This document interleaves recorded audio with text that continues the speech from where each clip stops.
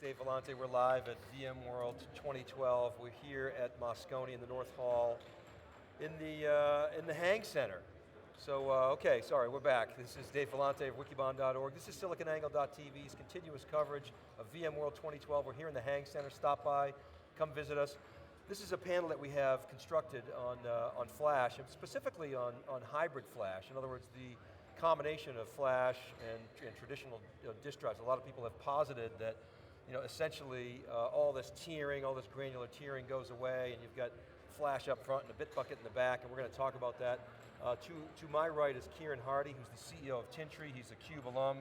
Kieran, welcome back to theCUBE. Thank you. To his right is Suresh Vasudevan, who's the CEO of Nimble, another hybrid flash, what we call hybrid flash array company. And to his right is Rohit Kshetrapal, who's the CEO of Tegile. Gentlemen, welcome. Thank you. Thanks you guys for taking some time. And now as analysts, of course, we like to put you in buckets. I know you hate that. Of course, then you want us to size the market and so forth. But generally, you're in that category, Kieran, where you've decided to go to market with a combination product. You've got some flash, you've got some spinning disk, and so let's start there. Why the combination, and how do you guys position yourselves, and we'll go down the line and then we'll open it up. So our positioning, first of all, we don't view it even starting from flash or from disk. We view it as solving the problems of storage in virtualized environments. So we are a storage array that's specifically for virtualized environments, so not a general purpose storage. And so we use flash, and the reason for using flash is because it, much more significant performance than disk-based systems. Our approach is that 99% of the I/O should actually be handled from flash. So both reads and writes should be handled from flash, and only the very cold data should be stored on disk. So it's data that hasn't been accessed for a few days. So in our case, it's an economic reason, is the reason that we actually store things on disk. But there's nothing as part of the architecture that would prevent an all-flash array in the future. We believe that a caching approach is not the right approach, one in which you're just handling reads from flash. You need to handle both reads and writes from flash. So Suresh, now I first learned about Nimble a couple years ago at a storage networking world, and I was very much intrigued. So just picking up on what Kieran said, you've got the logic to manage those various components, right? Talk a little bit about that and about where you guys fit. Sure, I would first echo the comment made earlier that we do believe that hybrid storage systems are going to account for the bulk of mainstream application data storage as we move forward, and predominantly for two broad reasons. The first, we believe that while flash is very attractive on certain characteristics, disks have certain complementary and attractive characteristics, and an architecture that can flexibly leverage both is ideally suited to delivering more efficiency. And the key here is flexible leverage. We recently introduced a capability where you can change the ratio of flash to be extremely low or extremely high depending on your workload needs. And the key again is non-disruptively change the mix of how much flash is made available to a workload. Having said that, so what we've done, we now have a very rapid growth of customer base, nearly over 1,000 deployments in the space of just 2 years. Much of that is because our economics of delivering both high performance and high capacity without having to manage tiers manually. Automated provisioning of when to use flash and when to use disks has allowed us to deliver both high performance and high capacity at a much lower cost than anybody else. And that's one of the fundamental benefits we bring to bear. Now Rohit, when I was preparing for this panel, a lot of people said, the emails going back and forth and big wars between these guys. You guys are not the enemy, it's the big install base. That's really the opportunity, right? I mean, talk about that a little bit. The good part is that there is a large part of the market that is very definitely needs the technology in every way, shape, or form, right? Kieran talked about the virtualization aspect of it. Virtualization, in many ways, has dramatically changed what we need from storage across the last few years. It needs high IOPS, and as it needs the high IOPS, there has to be a better method than just taking it and spinning it across lots and lots of disks and having lots and lots of heads attack it at the same time.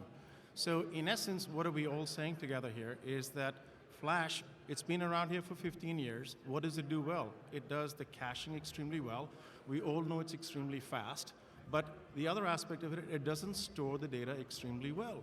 And so if we combine these two technologies together, what do? We get the best of flash, and we get the best of hard drive in this model. So, in essence, you've got a faster Prius at a Tesla level here, and then when you take that Tesla level, you can also store the data and do much better than we did in the past from the incumbents. So I have some general questions, and if three of you can feel free to answer them, or we can continue to move on. But my first one is when I look at your websites, I look at the references, a lot of mid-size, mid-market type of customers. Is that the right target? Is that the right use case, or is there some inhibitor to the larger enterprise customers? What do you guys think about that? So we're definitely targeted at the mid-size enterprise and above.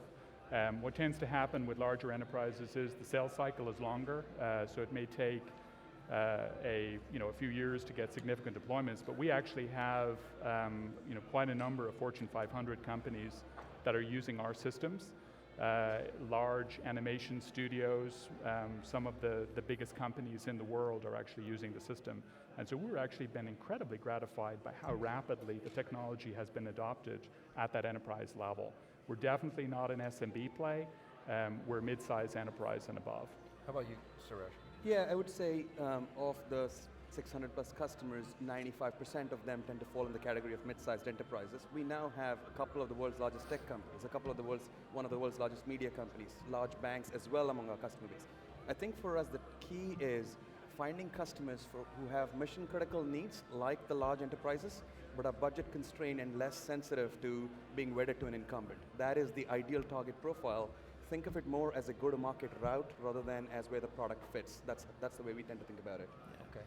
If I use that automobile analogy one more time, but in a different way, you have a payload and you have a truck that carries the payload. Okay? And so in this case, what we're saying is there's different levels and a different product family that you need from the mid-tier up into the large enterprise where we're focused, and whether it may be an airline system or it may be a smaller organization that just has a new need for a virtual desktop, all of those must be satisfied by our product lines in order to move from a small payload into a large payload, which may be a very big truck in that model. Okay, so clearly the market opportunity is EMC, NetApp's customers, IBM, HP, the big masses out there. But so NetApp offers a lot of cache. Let's take them as an example. They get flash cache, flash Excel, they get, that goes into the servers. They get these things they just announced called flash pools. Why do you not consider them, or do you consider them a hybrid storage array, and why do you guys feel like you have a superior approach? So we would actually position, and this applies both to NetApp and EMC, essentially they're taking an architecture that was built 20 years ago and they're bolting flash onto it. So they're either doing caching or they're doing some level of tiering. So flash cache and fast cache are both products that do that kind of caching, but it's essentially not changing the underlying system.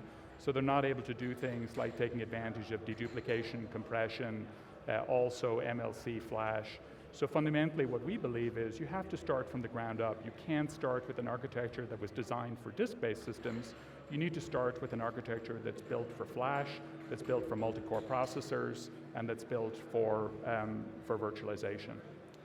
I guess the way I would, if you think about any storage system, the fundamental building block of a storage system is what I would call the data layout. How do you map the data onto the underlying media? When you take an existing array and you add flash to it, you're rethinking the layout in the context of the added flash layer, but you're not rethinking the layout of the disk system that's already existed. What we collectively are able to do is to say, how do we design a data layout that optimizes to both the properties of what flash does well and the properties of what disk does well. It's far easier to build a file system optimized for one media type, whether it's an all-flash array or an all-disk array. To appropriately think about how to optimize for both in a flexible manner is much, much more difficult, and that's why you get the dramatically better efficiencies than a NetApp with a flash cache or an EMC with a fast tier and so on. So sort of designed with the specific use case in mind as opposed to stuffed on or bolted on. Anything you'd add to that, Rohit? Yeah, so let's look at what Kieran was talking about, right? And you mentioned specifically, if we have a NetApp or an EMC, they have flash in their boxes too. So what's different? Well, the fundamental is that we have gotten IOPS by taking data and striping it across every one of those disks. And that's the way we get IOPS. Well, let's fundamentally flip that on its head and say, let everything go through flash as a read-write cache. Let's take things and put them in memory. And as we can put them in memory, we will get much higher IOPS, and then we'll go store the data on the disk itself. Now we can go many steps in that layer. the first step in that layer becomes you can do exactly what they do by saying there's a hotspot, and you can pin that hotspot specifically onto cache, into SSD. The second layer is the read-write goes through the caching engine as well. And then the third part is, what about that file table system? Okay? That is a random I/O access that happens all the time. Why can't we add that also, which is the metadata, into caching as well? When you do those three things, now you're able to get yourself the read-write, the access to the file table system, you're able to do things like deduplication, and you're able to put that deduplication and reduce the image size and run much more in memory. So we fundamentally flipped the NetApp or EMC infrastructure architecture proposition by saying flash as the layer does three different things than what traditional disk did for us. So I want to come back to that, Rohit, start with you. So we've seen the last 15 years function has sort of migrated out of the host server onto the disk array, and now we're seeing it migrate back. David Floyer has been quite vocal about this in Wikibon, saying that the place to manage the metadata is the fast server, not the slow storage. Well, how would you respond to that? Sure. So there is different areas to optimize metadata for sure. Sure, there is a virtual image that's running in some way, shape, or form. If you're sitting in a single infrastructure, which is normally a restricted environment to run one application. Sitting at VMworld, we've taken the data and we've striped it across now a centralized infrastructure that VMware now allows us to say, I can distribute computing, I can distribute storage. Why go back into that same model which says, let me optimize just one component of this again?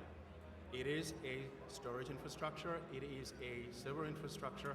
Let's optimize metadata where it belongs in every section of this. Storage requires its metadata and file system to be optimized, and you may have transaction aspects that may be optimized in metadata as it relates to the server itself.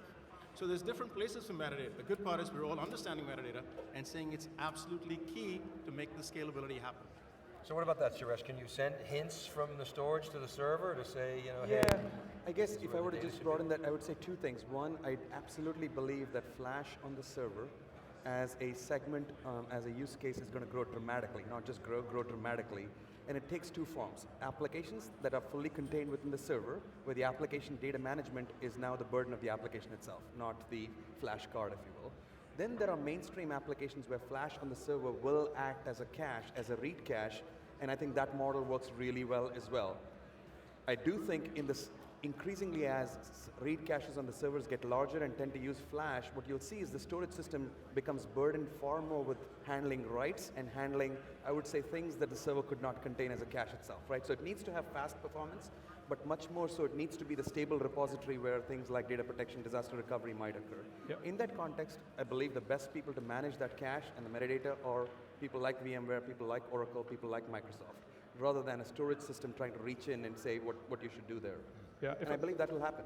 If I could just add something to that, actually, I think obviously you're going to get the raw fastest performance by being on the host. Flash will be on the host, but I think there's a lot of advantages in actually having stateless servers. There are a lot of issues once you start managing state on the server itself. So we do agree with the notion of that there will be read caches on the host side. But the number of applications that will actually need that level of performance is actually likely to be fairly small for quite a long time. There are relatively few applications that need more than 100,000 IOPS. And so the real problems are how do you make the systems simpler to manage? I mean, to the issues that VMware was talking about today in terms of the software-defined data center, it's about agility, it's about moving faster, it's about being able to do things where you can automate.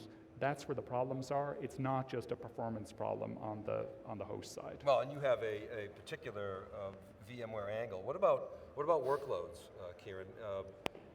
These hybrid arrays, are they well suited for general purpose workloads or database workloads or Microsoft specific? Or you live in a world of IO Blender, so absolutely. Purpose, so what we see is we see the SQL servers, we see the Oracles, we see VDI, we see SharePoint, we see Exchange actually increasingly. It's the mainstream applications. What it's not is the applications that may require a few 100,000 IOPS or 1 million IOPS or something at that level. But that's really a small part of the market. We're interested in the mainstream market where data management is really important and where ease of deployment and simplicity is absolutely critical. And Suresh, what about you in terms of the workload? Yeah, we have an advantage. We capture every system stat every 5 minutes, and so we're able to segment what our customers are doing with all of our systems. Our top 5 workloads, the most prevalent is databases, often SQL dominated, but increasingly Oracle as well. Tied for number 2 and 3 are Exchange and VDI. Those are now our top second and third most frequent. So you guys will be at Oracle Open World. Indeed, and well, eventually Oracle becomes more and more significant for us as a workload, or as an application, as a database, if you will, as we start seeing penetration into larger and larger customers. As I said, 5% today tends to be large enterprise for us. Rohit, we're going to give you the last word. We're out of time, but so please wrap it up for us. So I do think virtualization is ideal from a flash perspective. You know, you're able to get that I upload and take care of it. In a virtual desktop environment, it's important to reduce the image size and make that desktop affordable as you go into virtual desktop. So you may have a $250 cost of storage today, but when you're able to dedupe it and bring it down, it becomes a $40 desktop for you. Now it becomes something that you can actually implement. I agree with Suresh that database is a big part of the engine as well, and databases have always required high IOPS, so that's just a part and parcel of what naturally flows from our systems. Exchange is another one, and deduplication there also helps substantially for you. And then the last part is, let's not forget the file share itself. File share is very much required and is a large part of what is a part of the entire solution as it goes to a virtual desktop or just in general services. The last part of this is big data analytics is also something that we're all a natural fit to. And so when we take it and we combine it across taking cache and making it metadata-based, cache-based, as well as pin-based, we're able to get you the scalability that the others have not been able to get. Yeah, and the potential to bring together analytic applications and transactional applications and feed analytics into the transactional applications in near real time before you lose the customer. Let's define that as real time, as huge potential productivity impacts. That's what you guys are really bringing, in my opinion, to the party. Just major disruption and business impact beyond just straight TCO, and that's, I think, what is exciting. All right, Tintri, Nimble, Tegile, thank you gentlemen, very much for coming on theCUBE. I know it was a quick session, but we jam-packed a lot of info in there. Keep it right there, we'll be right back. SiliconANGLE.tv's continuous coverage of VMworld 2012. Be right back. Thank you very much. Thank you. Thank you.